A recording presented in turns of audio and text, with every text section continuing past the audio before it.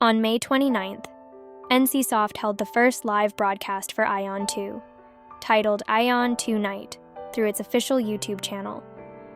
AION 2 is finally scheduled to launch this November in South Korea, 7 years after the announcement of its development. The general director leading the development stated, "The original AION is a significant title that left a mark on the history of Korean MMORPGs, so we've approached this project with a strong sense of responsibility. AION 2 aims to be the complete version of AION, bringing to life everything that couldn't be achieved before due to technical limitations. With next-generation graphics powered by Unreal Engine 5 and modernized game systems, it's designed to deliver the ultimate MMO experience." Set 200 years after the events of the original, the story begins in a time when chaos ensued after the Tower of AION, created by the 12 Empyrean Lords, collapsed. Over time, the entire realm of Atreya suffered a depletion of ether, and the narrative unfolds around the desperate struggle for survival among the Devas. Initially, when AION 2 was first revealed in 2018, there were no plans to differentiate between the Elios and Asmodeans. However, during development, the team decided that the three races, Elios, Asmodeans, and Balawar, were core to the AION IP identity. To preserve the original spirit, they reinstated the Elios and Asmodeans from the first game. And if you remember one of our last videos about AION 2, the story seems to have changed overall. The original plan was that the story takes place hundreds of years before the catastrophe that split the world apart, but now it plays 200 years in the future instead. In the original game, the unique appearance of the Asmodeans divided player opinions and caused faction imbalances. In AION 2, the visual differences between the Elios and Asmodeans have been minimized to prevent such preferences from affecting faction balance. I personally like that the Asmodeans had this animalish vibe to them, but it is what it is. The game world unfolds in independent regions from both the Elios and Asmodeans perspectives, based on the same lore. In the original AION, both factions coexisted on the same server, leading to power imbalance issues. To address this, the developers have implemented separate servers for each faction, and plan to periodically rotate server matching to improve balance, which also means that open-world PvP won't be the same as in the original.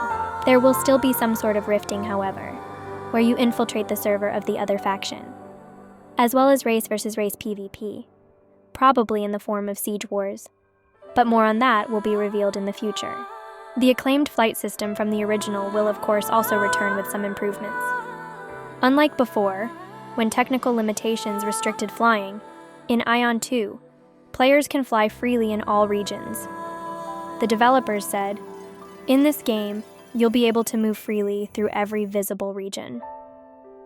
To enhance the joy of flight, the game world has been expanded to 36 times the size of the original. This massive new world features a variety of content, including underwater environments where players can swim and engage in combat as they please. Customization, another fan favorite from the original, has also been significantly improved. AION 2 supports over 200 customization options, allowing players to tailor their characters freely. The developers mentioned they plan to implement systems that let players, who enjoy character customization, engage in economic activities through these features. AION 2 retains the 8 original classes from the first game. In this installment, each class's combat style and role are more clearly defined, enhancing the strategic elements in cooperative play. For example, Templars and Gladiators serve as main and sub-tanks, respectively.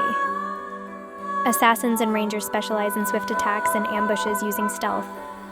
Sorcerers focus on powerful damage and crowd control, while Spirit Masters summon spirits to assist in battle, excelling in solo play. Clerics and Chanters, the healer classes, are restructured to be capable of both healing and attacking. The game also offers over 200 PvE dungeons, playable in various group sizes alongside numerous field events and content tailored to individual playstyles and situations. And yes, 200 dungeons.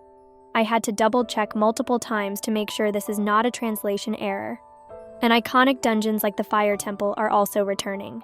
To support smooth dungeon play, AION 2 includes a party matching system that works across all servers.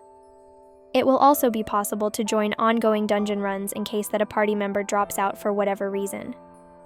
Additionally, an easy mode will be added to help beginners learn dungeon mechanics and strategies. The game has also adopted a non-targeting combat system to enable more dynamic gameplay, and the devs also ensured that there will be no autoplay in the game. Considering that the global version is supposed to come out in the middle of next year, it's also likely that we soon hear from the global publisher, which hopefully is going to be NC Soft itself. But which publisher would you like to see? And do you have high hopes for AION 2? Let us know in the comments. That's all for this video. Thanks for watching, and until next time.